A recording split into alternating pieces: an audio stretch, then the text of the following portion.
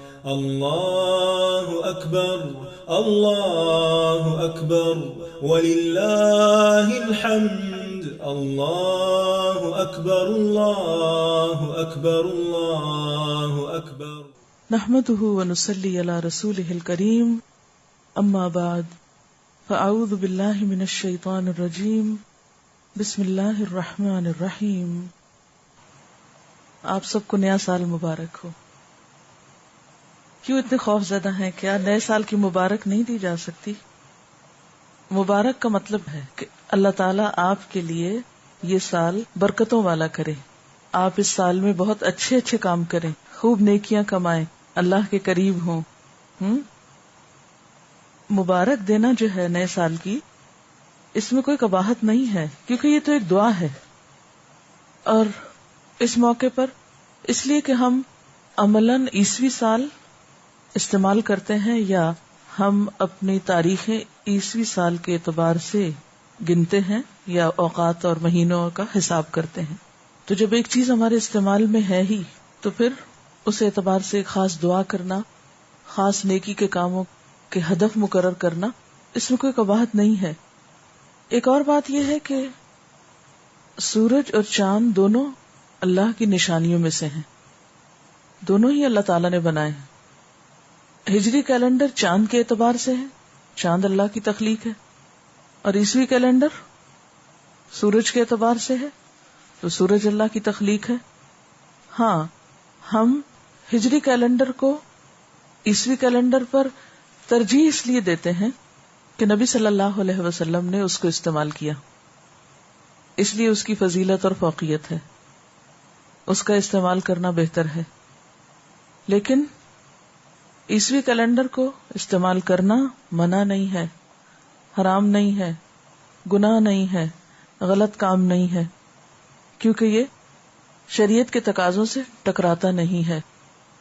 تو ہم اس وقت ایک طرح سے دو کیلنڈر استعمال کر رہے ہیں، اپنے دنیاوی امور کے لیے عیسوی کیلنڈر اور اپنے دینی امور کے لیے اور اپنی عبادات کے طور طریقوں کو بجا لانے کے لیے جو اوقات کا تعین ہے وہ ہجری کیلنڈر کے اعتبار سے.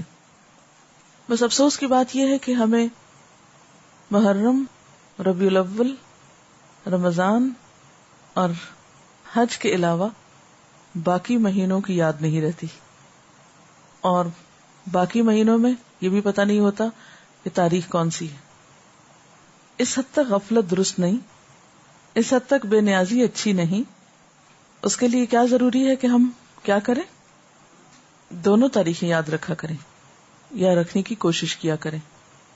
تو میرے خیال ہے کہ اس سال سے اگر ہم دونوں تاریخوں کا استعمال شروع کر دیں اور جہاں تاریخیں لکھی جائیں یا کہیں بھی ایک جگہ تو ریمائنڈر کے طور پر کسی سافٹ بورڈ پر یا کسی بھی جگہ ایک تاریخ کے ساتھ دوسری کا بھی ذکر کر دیا جائے تاکہ ہمیں یاد رہے.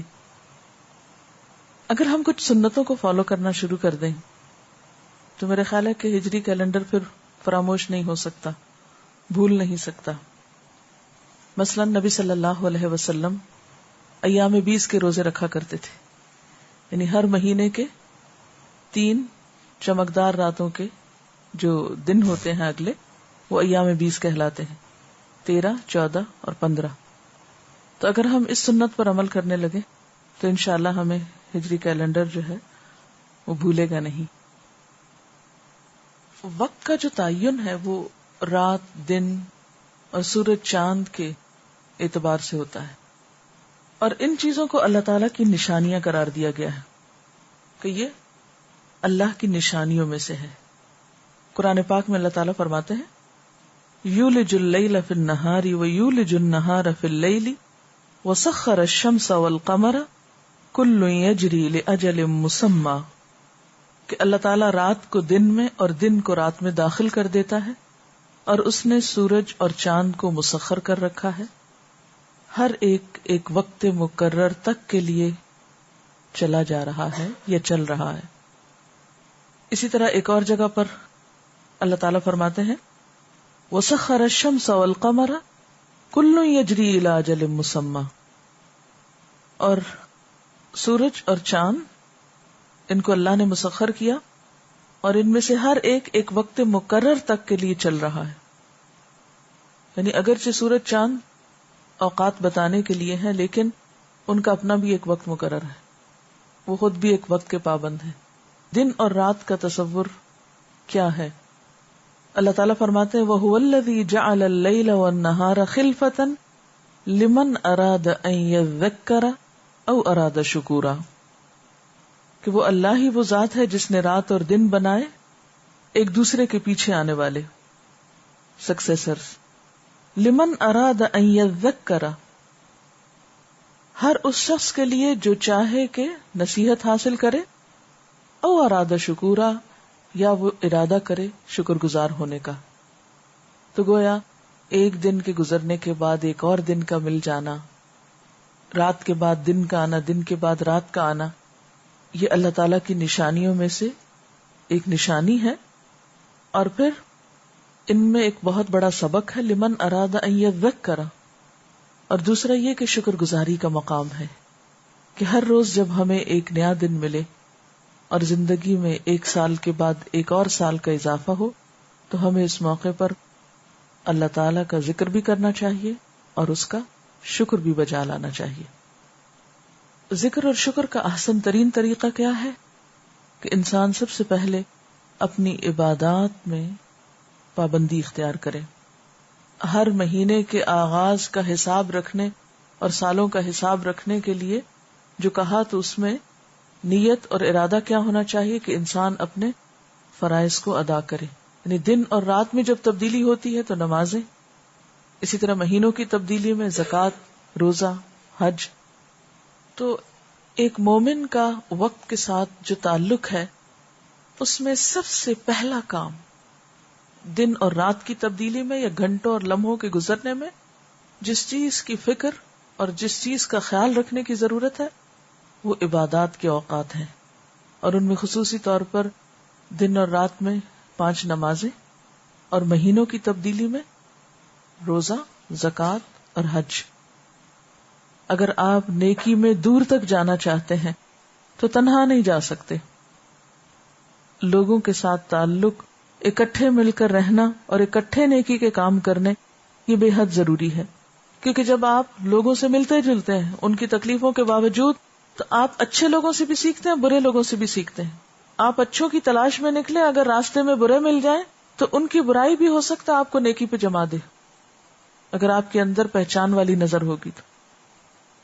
پھر آپ نکلیں اور حرکت کریں لوگوں کی مدد کے لیے. کوئی بیٹھ کے اٹھ نہیں پا رہا، کسی کی کتاب گر گئی، کسی کا قلم چھوٹ گیا، چھوٹے چھوٹے کاموں میں دوسروں کی مدد. اپنی شخصیت کو ہر دم، ہر لمحہ خدمت کے لیے تیار رکھیں کہ چھوٹی چھوٹی چیزوں میں راہ چلتے کسی نہ کسی کی کچھ نہ کچھ مدد. یعنی گھر میں کچھ ہے تو وہاں سے دے دیا، پیسوں سے مدد کر دی، سفارش کر دی جا کے کہ یہ شخص اس چیز کا ضرورت مند ہے، اس کی مدد کر دو.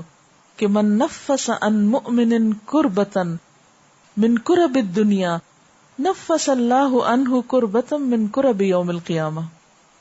جس نے کسی مومن سے دنیا کی مصیبتوں میں سے کوئی مصیبت ہٹا دی، اللہ تعالیٰ اس کی قیامت کی تکلیفوں میں سے کوئی تکلیف ہٹا دے گا.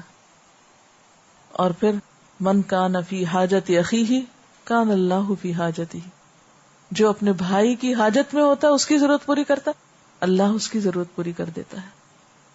اور لوگوں کی ضروریات پوری کرنے کے لیے دل کی وسعت بڑی ضروری ہے کہ آپ کا دل بڑا ہو. اور یہ ضروریات صرف ان لوگوں کی پوری نہ کی جائیں جو آپ کے آس پاس ہیں، جو آپ کو اچھے لگتے، کوئی بھی ہو، اس سے کوئی فرق نہیں پڑتا کہ وہ کون ہے. کیوں؟ اس لیے کہ آپ کسی شخصیت کی مدد تو نہیں کر رہے، کسی نام کی مدد تو نہیں کر رہے. آپ کس کی مدد کر رہے ہیں؟ اللہ کے نام پر کر رہے ہیں. اس سے کیا فرق پڑتا ہے کہ وہ لینے والا کون ہے؟